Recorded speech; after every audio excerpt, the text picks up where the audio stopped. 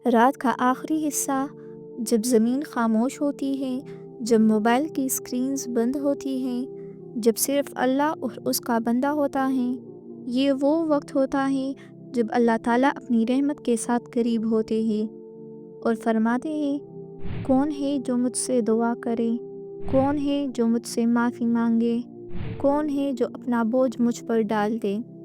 لیکن عائشہ کے لیے یہ وقت ہمیشہ صرف باتوں تک ہی محدود تھا۔ عائشہ 22 سال کی ایک اسٹوڈنٹ تھی۔ اس کی زندگی فاسٹ تھی، classes, deadlines, social media, اور پھر رات کو لیٹ تک فون۔ ہر دفعہ جب وہ کسی بیان میں تہجد کا ذکر سنتی تو اس کا دل اندر سے ہل جاتا۔ وہ سوچتی، کاش میں بھی اللہ سے اس وقت بات کر سکوں جب سب سو رہے ہوں، مگر ہر کوشش ادھوری رہ جاتی۔ الارم بجتا، آنکھیں بند رہتی، اور پھر صبح ہو جاتی۔ ایک رات عائشہ نے کچھ مختلف کیا۔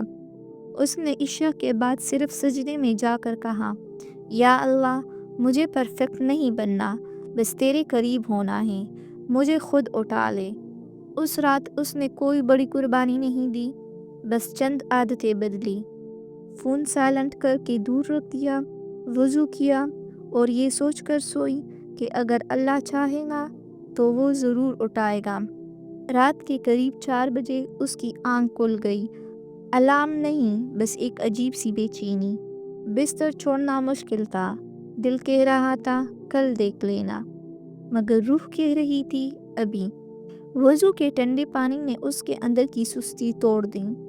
جب وہ پریئر میٹ پر کھڑی ہوئی تو اسے محسوس ہوا جیسے وہ کسی محفل میں نہیں بلکہ اللہ کے سامنے اکیلی کھڑی ہے۔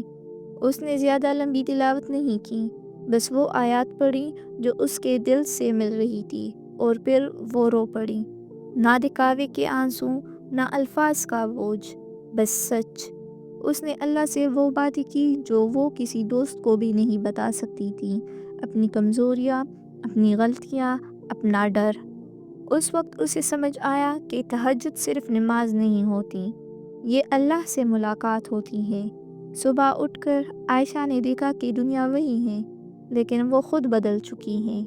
دل ہلکا تھا، سوچ صاف تھی، اور اللہ پر یقین پہلے سے زیادہ گہرا۔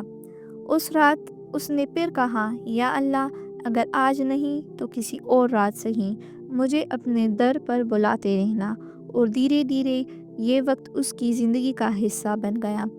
میری پیاری بہنوں، تہجد ان لوگوں کے لیے نہیں جو بہت نیک ہوتے ہیں، تہجد ان کے لیے ہوتی ہے جو ٹوٹے ہوتے ہیں لیکن اللہ سے جڑنا چاہتے ہیں۔ اگر تم روز نہیں اٹھ سکتے کوئی بات نہیں، اگر صرف کبھی کبھی اٹھ سکو پھر بھی ٹھیک۔ اللہ تمہاری نیند نہیں، تمہارا ارادہ دیکھتا ہے۔ شروعات چھوٹی رکھو، دل سے دعا کرو، اور یقین رکھو جس رات اللہ چاہے گا تم خود حیران ہو جاؤ گے کہ نیند کیسے ٹوٹ گئی۔ یا اللہ، ہمیں اپنی یاد کے لیے چن لیں، ہمیں اپنی رحمت کے قریب کر، اور ہمیں ان لوگوں میں شامل فرما جو رات کی خاموشی میں صرف تجھ سے بات کرتے ہیں۔